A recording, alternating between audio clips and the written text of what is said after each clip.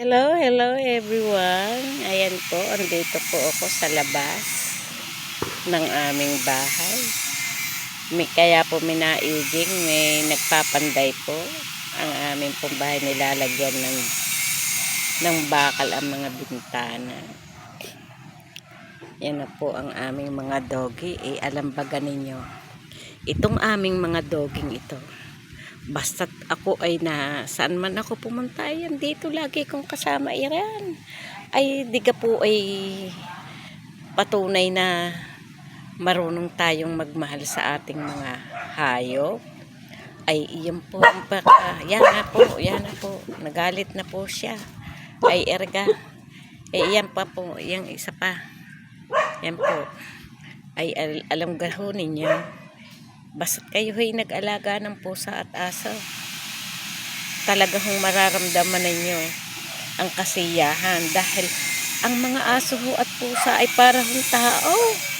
Inakaw, yun yung aking pusang puti. Hindi naman po yun aking pusa, aming pusa. Pusa po ng kapitbahay. Sobra po yung magbungkal sa amin ng mga pagkain. Ay di ka ho dahil tayo ay maawain sa hayop, ay di ho atin ho inalagaan. At kahit po yung aming kapitbahay, lagi po kaming inaaway. Dahil sobra pong ligalig niya. Ang amin ng mga aso, basta to'y nagkakakangkang, tatapatan na lamang po kami dito. Samantalang ang kanilang pusa, nagbubungkal po dito sa amin. Pero pinapakain po namin siya. Tagaho ninyo nung ako nagbablog, di ka ho lumapit sa akin. Lagi ho yung nandito sa amin. Pero pinapakain po namin. Ay yun ho.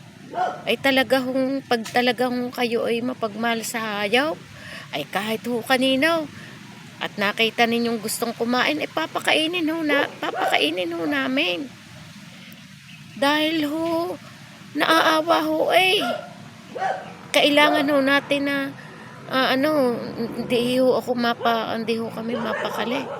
Pagka yun ng mga pusa at aso may pagkain kami na gusto nilang kumain, ay papakainin ho namin. Alam gaho ninyo yun. Ay di gaho yung mahal ng bigas. Ang mahal ho ng mga bilihin. Pero ang ginagawa ho namin ay talagang pinapakain namin talaga ho. Okay, tagaho ninyo yung amin hong asong iyan, tignan nyo ho, lakan-lakay. Ayan ang aming asong iyan, 3 beses nakain. Mga aso ho namin yan, yan po. Di ka ho ang tatabaho niyan. Kami 1 beses lang ho nakain ng kanin sa isang araw. Diet ho kami. Pero ang aso ho at pusa hindi ho nagda-diet sa amin. Ay talaga hong kuwan hindi ho talaga kami papapatali pag hindi ho napapakain ng mga asong are ano kung gagawin natin, ninapamahal na ho ang mga aso yan po. Tahin ho ninyo. Yan hong isang asong yan yung brown. Ayan ay 4 pang buwan. Di ka ho ang laki. Yan po. Buntis na naman po yan. Yung sige, ikaw rin na yan. Hindi ho yan po. Kaya masaya ho pagbukal sa puso ninyong mag-alaga ng hayop. Ay talaga hong kuwan, hindi ho kayo mapapatali pag hindi ho sila mapapakain ng maayos. Yan ho. Kaya mahal na mahal ho kami ng mga asong iyan. Ay biruin gaho ninyo iyan, mabibili gaho ninyo yung pagmamahal ng aso at pusa.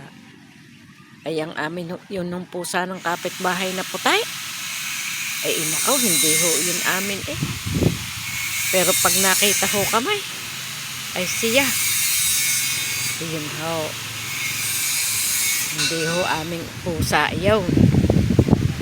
Kaya masarap ho mag-alaga ng hayop. Masisiyahan din ho kayo, nagpapasikat din ho. Nagpapasikat din ho ang aso at pusa. Matalino ho talaga ang pusa at aso. Bakit ho hindi? Ay nagawa din ho sila ng paraan para mapasaya ang nagpapakain sa kanila ay. O diga ho. Ay saan pa kaya? Kaya yun ho. Andito nga pala ho ako din sa labasan ho. Dito sa labas ho ng aming bahay. Mahangin ho dito. Sarap ho ng hangin.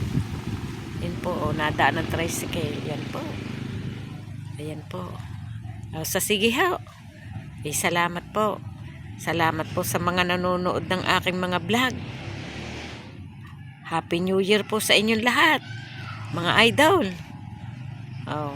Lahat ng nakakakilala sa akin, Happy New Year po sa inyong lahat. Mga idol. Yan po. Bye-bye po. Bye-bye.